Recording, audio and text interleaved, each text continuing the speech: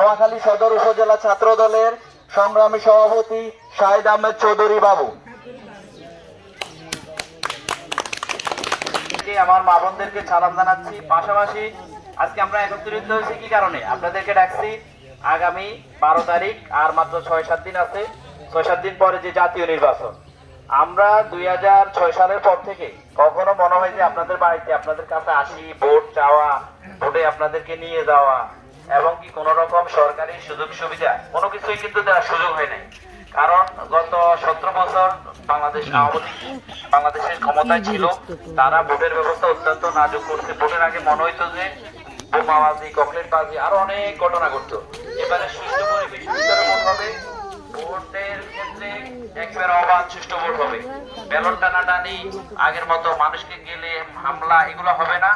তাই আমাদের এই আসনে সাধারণ ভাই দীর্ঘ 4 বার কিন্তু এমপি হয়েছে 2006 সালের আগে। গত 15 বছর উনি এমপি নন। তারপরও আমাদের বন্যাকালীন সবাই খোঁজ খবর নেওয়া, বিশেষ করে ছাত্র দলের আমাদের টিপু, নাসির, আমরা যারা আছি, যতটুকু আছে যারা অসহায় পরিবার আছে তাদের মাঝে কিন্তু আমরা দাঁড়ানোর চেষ্টা করছি। আমরা যারা চেষ্টা করছি, আসলে আমাদের হাতে বেশি সুযোগ সুবিধা ছিল না যে আপনাদের মাঝে পৌঁছাই দেওয়ার জন্য। কিন্তু আমি এতটুকু বলবো, আগামীতে সাধন ভাই যদি সংসদ সদস্য হয়, বিপুল ভোটে যদি জয়লাভ করে, তাহলে আমাদের দল থেকে নতুন করে 2টা বিষয় ঘোষণা দিয়েছে। একটা হচ্ছে ফ্যামিলি কার্ড, আর একটা হচ্ছে কৃষক কার্ড। কৃষক যারা তাদেরকে 60 পিস দেওয়া হবে, আর ফ্যামিলি কার্ডের মাধ্যমে এটা ধীরে ধীরে হবে। প্রথম স্তরে কিছু 50 লাখ মানুষকে দেওয়ার চেষ্টা করবে। তো আমাদের গ্রামে তো এটার একটা সময় সুযোগ সুবিধাটা পাওয়া যাবে।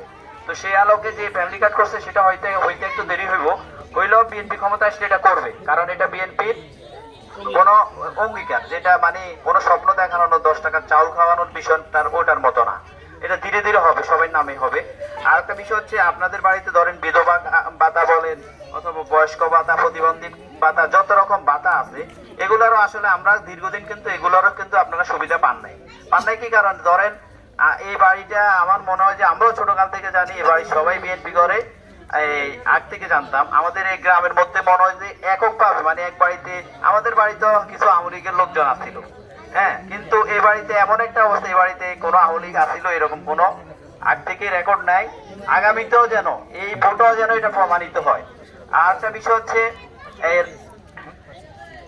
এরপরে আমাদের পাশে যে বাড়িগুলোতে আছে, আমি যতটুকু জানি, আমাদের মা বোনেরা, বিশেষ করে আমার মায়ের কথা বলি, ওনারা সবসময় খালেদা জিয়ার পক্ষ নিতেন। তো আমি জিজ্ঞেস করতাম যে কি কারণে খালেদা জিয়ার পক্ষ নিতেন। একটাই কথা, এই মহিলা সারা জীবন কখনো কারোর সাথে কথাবার্তি বলতে, ওনার বক্তব্য, কথাবার্তি, এগুলাতে কখনো কারোর তুচ্ছ তাচ্ছিল্য করতে না, করার ছিল না।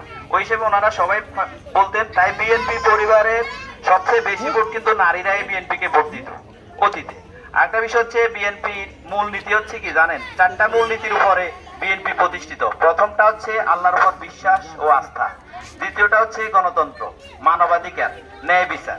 এই 4টা মূলনীতির উপরে এই জিয়া রহমান এই বিএনপি গঠন করছে এবং সংবিধানে বিসমিল্লাহ ঢুকাইছে। কিন্তু সম্প্রতি সময় আপনারা জানা, কখনো কিন্তু আমরা ধর্মের বিষয়ে এখানে বলার কথা না। বলছি কেন, একটা দল, একটা গোষ্ঠী বাইর হয়েছে, তারা মা বোনদেরকে বেশিরভাগ টার্গেট নিয়েছে। তারা তাদেরকে সবসময় বলে যে এই ধর্মীয় দোহাই দিয়ে ভোটের বিষয়, ভোটটা আপনি বলতে পারছে, অনেক দেশে প্রায় 40-50টা দেশ আছে রাজা শাসিত অথবা রাজ পরিবার, তারা তো সেখানে ভোট নাই, মার্কা নাই।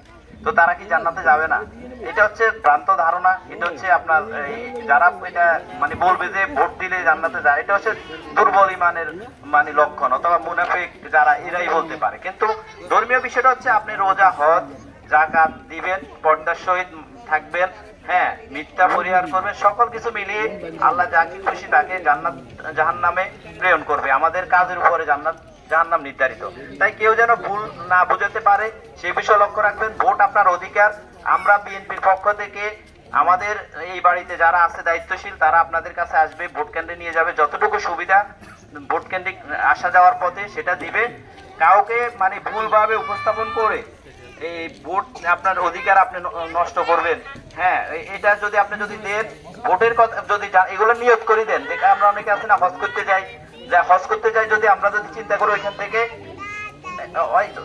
হজ করতে গেলে যদি আপনি মার্কেট করবেন, কেনাকাটা করবেন, তাহলে কিন্তু হজের আর উদ্দেশ্য হইল। হজ করতে যাই যে চিন্তা করতে হবে আমি হারাম শরীফ জিয়ারত করুম, নবীজির কবর জিয়ারত করুম, তাহলে হজ হবে। তো সেখানে বিষয়টা হচ্ছে এরকমই। আপনি ভোট দিবেন, আপনার অধিকার, আপনি যাকে ভালো লাগবে আপনার প্রার্থী সম্পর্কে জেনে নেবেন। আমাদের প্রার্থী হচ্ছে কে? সাধন ভাই। সাধন ভাইয়ের